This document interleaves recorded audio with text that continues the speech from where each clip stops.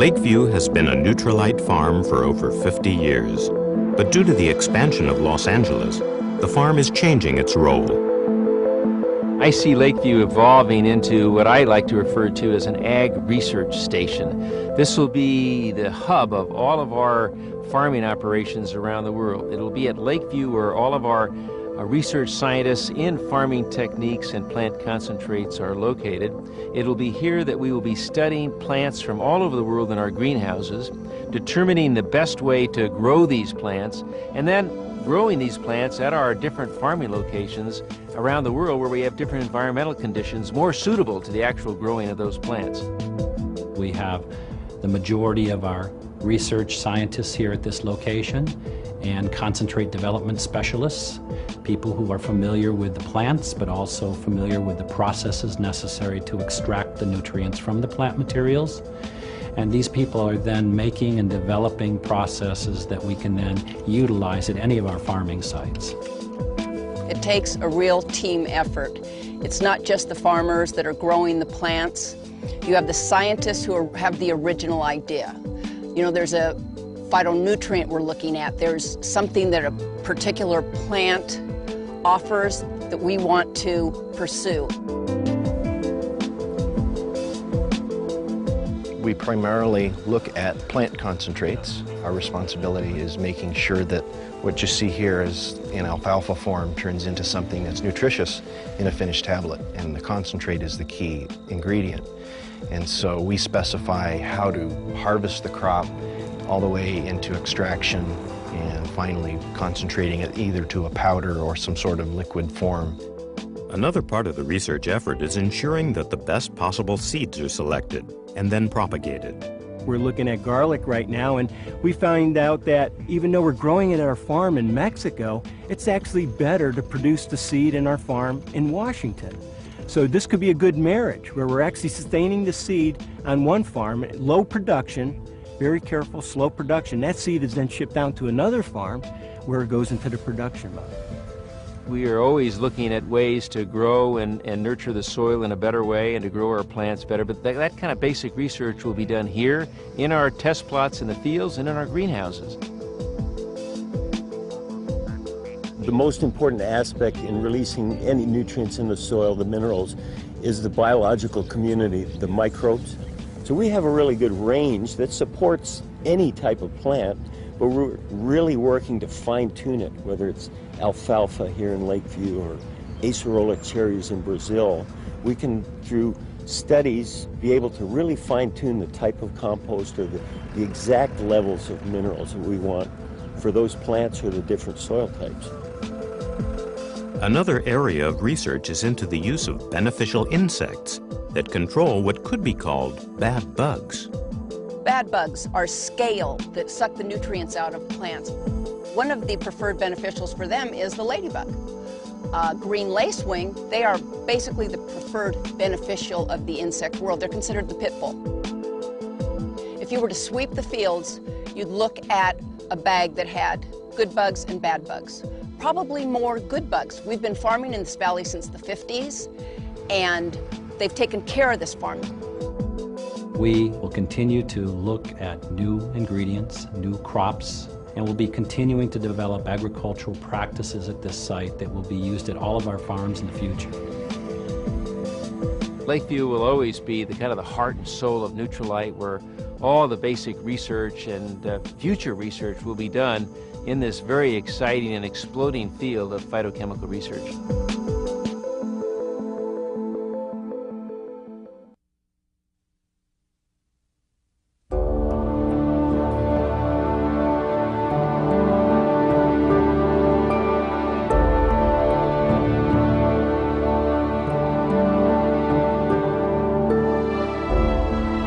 Trout Lake is a 700-acre farm set deep in Washington state in a small remote valley.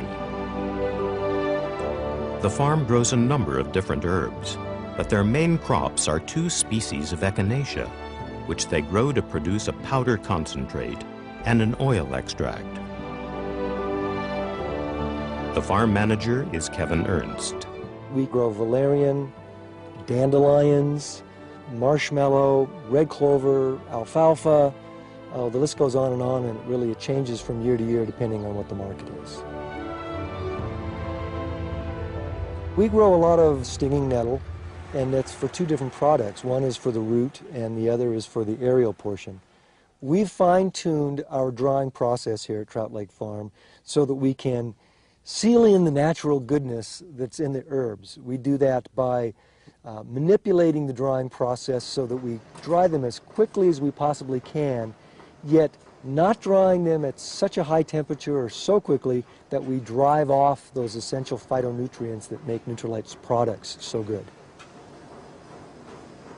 We began a ag research trial last season in a field here. It's about a 7-acre field, and we're looking into several different varieties of berries. Berries are very high in anthocyanins. They're very good antioxidants. We think that there's great potential for it, and we know that this farm will produce great berries for Nutrilite's products.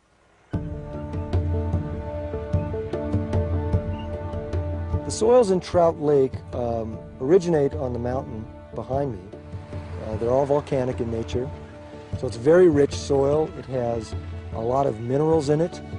We take a lot of care in making sure that our soils are at their peak with soil life, and that will then equate to good nutrition for the plant. The whole of Trout Lake Valley is truly organic. Many of the people who have small farmsteads here may not be certified organic, but they don't do anything that would be contrary to what organic standards are. We don't really have any neighbors who are conventional farmers that can contaminate, and that's just due to the fact that we're so remote and such a small little valley. This farm over the years has had an influence on the neighbors. They've seen the economic benefits of having an organic farm.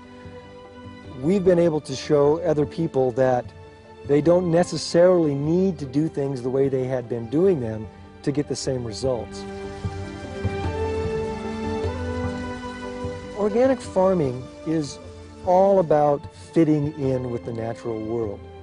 When we farm, we make a conscious choice to alter the natural world.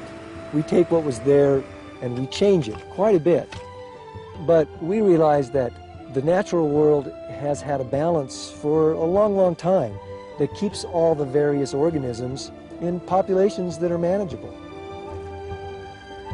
You don't do anything in biodynamic farming without wondering how it affects something else in your system. So from a holistic point of view, it's a wonderful, wonderful system.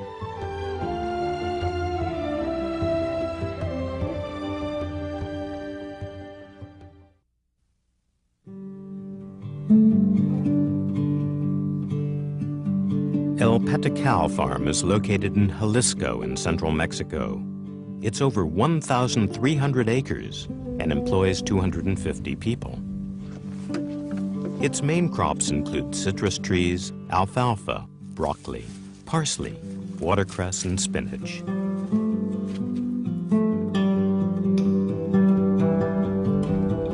Rodrigo Vargas is the farm development manager.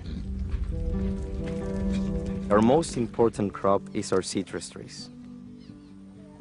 These are harvested when the desired compounds and all those great phytonutrients are present in the highest concentration. Then the fruit is washed and is then diced so that it can be efficiently dehydrated. This stabilizes all these phytonutrients, and then it can be milled and turned into a much finer powder, which then goes through extraction. Because of Petecal's temperate weather, alfalfa grows all year round.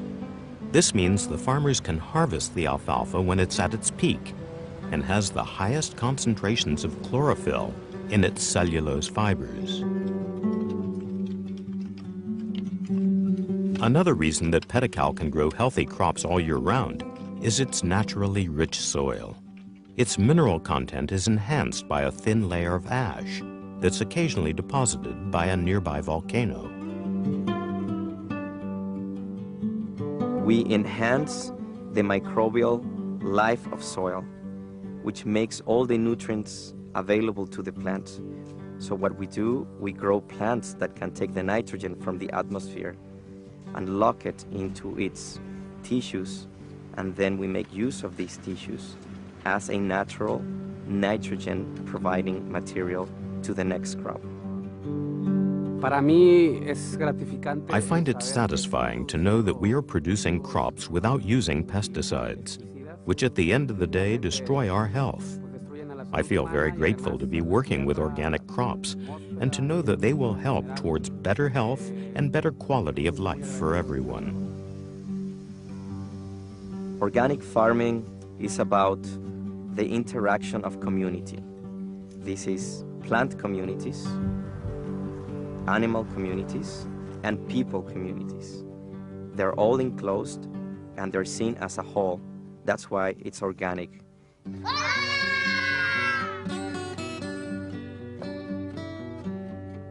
When Nutrilite first bought the farm, the local community had no basic amenities, so water and electricity were supplied to each home. People's health was generally poor, so nutritional supplements were given to anyone who needed them, and mothers were advised what food they should give their children. The nearest school was miles away, so classrooms were built and clubs formed to help the children to improve their reading and handwriting. My goal is to enhance the soil conditions, allow for balance, allow for microbial communities, plant communities, animal communities to work together as a system. My goal is to allow future generations of all of these communities a better opportunity for life.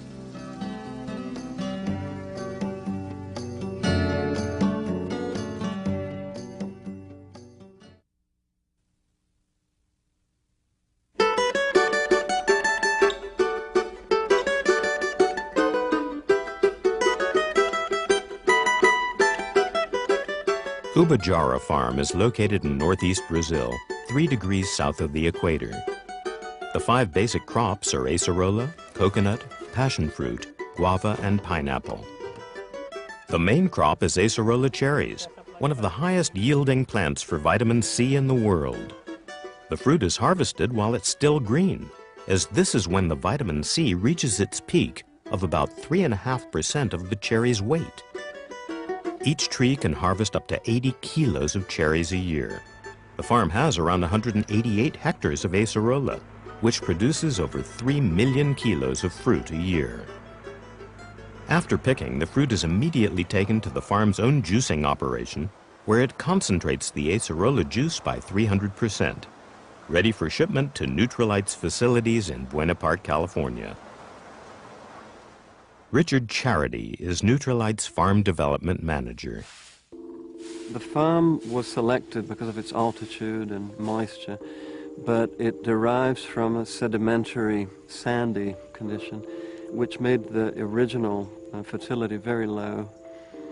Perhaps our biggest challenge on the farm was to bring this almost inert soil into a living condition that we could reach a new sustainability level in terms of life in the soil. To get the best out of our soil, first of all, is to build it with proper nutrition and the right set of microorganisms. You need a lot of life. We estimate about maybe 8 tons of live bacteria, funguses, and organic matter per hectare.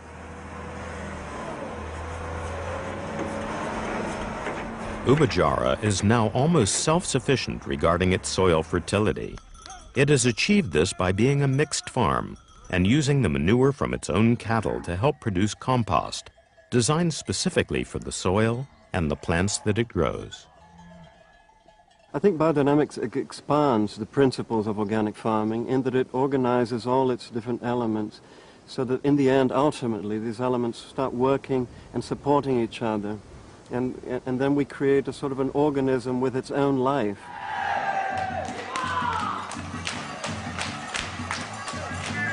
Biodynamic agriculture also looks at the farm as being an entire whole, and suddenly the human being is part of it. We don't want people to come here just to work. We want people to feel that this is their home. I think people create an environment that is conducive to hope and a lot of positive energy. Water is the basic element for life, and we have a river which is the main tributary of the dam of which we take water from. There's a great need for planting trees on both sides of this river to stabilize the banks, to give shade and even nourishment to the life of this river. In 2 years we planted almost 50,000 trees. Brazil is the country of soccer, so today we have 5 soccer teams on the farm, one of which is professional and represents us in local contests with other communities. Nothing is supposed to stay as it is. When we describe the farm organism idea, what I like about it is that it is just like a human being. It has to learn how to walk, it has to grow, it has to learn. In the same way, a farm is born in a sense that you start creating the diversified elements, and then slowly you integrate these elements so that they start really performing as organs within this farm, and that each organ has a specific function, and they all work together to make this farm self-supporting, self-regulating. The vision for Nutrilite farming practices is to continue going beyond organic principles, to become truly biodynamic in all our activities, to create an example that will lead to the development of responsible, sustainable farming that positively benefits our world through both its produce and its system of operation. My personal dream is to contribute to changing the face of the Earth's agriculture.